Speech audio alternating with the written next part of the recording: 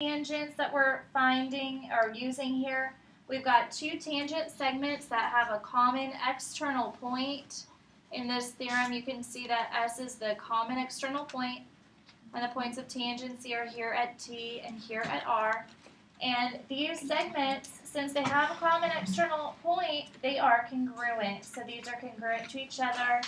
And we're going to use that rule to solve numbers 9, 10, and 11. And I love these because they look like, you know, Jack from Jack in the Box, or if you like garden gnomes, they kind of look like garden gnomes. I like garden gnomes.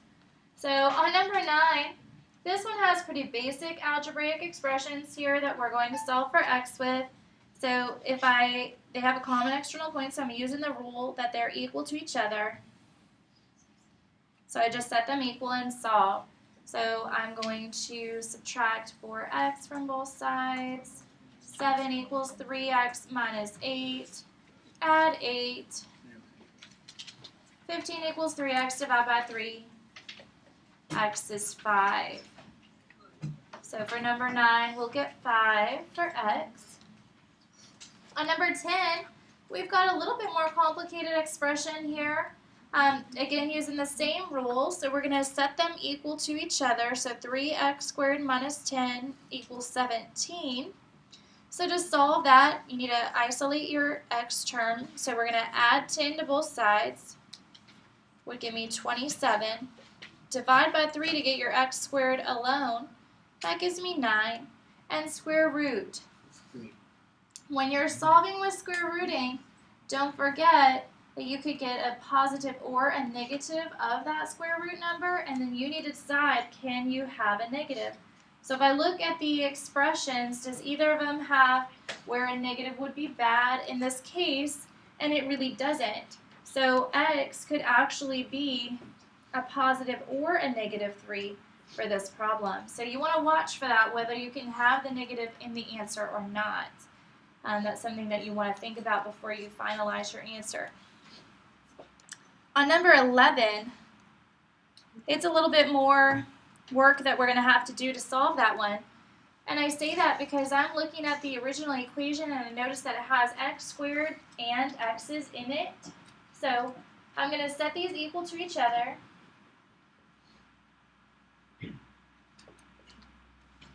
And then I'm going to solve that. Since it has x squareds and x's in the equation, I need to get everything to one side and then solve by either factoring or graphing and finding the zeros.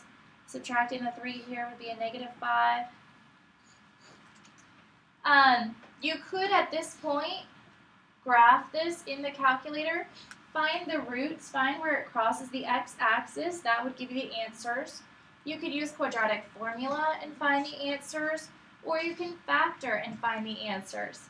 I really do like factoring, so I'm going to factor this to find the answer to the question. So when I'm factoring with a lead coefficient, I'm going to use the my father drives a red Mercedes method. I'm doing this because I can't divide all the pieces by 2. If I could divide everything by 2, I would do that, and then I would normal factor this problem without having to use this method.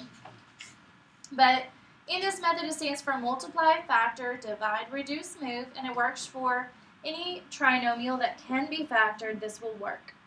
So I need to multiply the 2 by the 5, which gives me a normal-looking trinomial that I can factor like normal. So I need to think about factors of a negative 10 that would combine to be 3, and that is a positive 5 and a negative 2. That is a positive 5 and a negative 2 multiplied to negative 10, and they combine to be positive 3. So multiply, factor, then divide. I need to divide these constants by the lead coefficient, which is 2. And then x minus 2 for 2 there. So you reduce, if possible. That's what R stands for. If you can reduce, you do reduce that. On the right, I cannot. Or I can on the right, I can't on the left. And then move. That's what the last M stands for, and it means that if anything has a denominator, it moves in front of the x.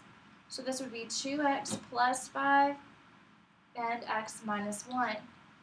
These are the factors that we can have from this trinomial. And to get my answers, I would set each factor equal to 0. So 2x plus 5 equals 0. And solving that would be 2x negative 5 divided by 2, negative 5 halves would be one possibility. And then plug in x minus 1 equals to 0. Gives me 1 for my other answer. Now I need to decide, can I have this negative 5 halves? If I plug in a negative 5 halves right here, let's see what I get. Plugging that into that equation.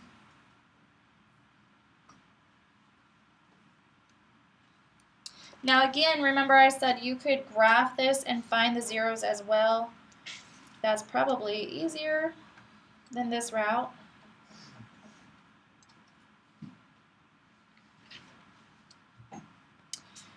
Plus, sorry, just simplifying that in my calculator.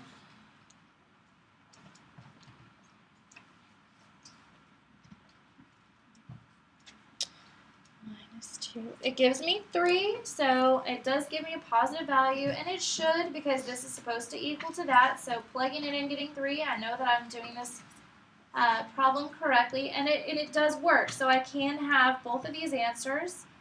I can have 1, and I can have negative 5 halves. They do both work for the situation.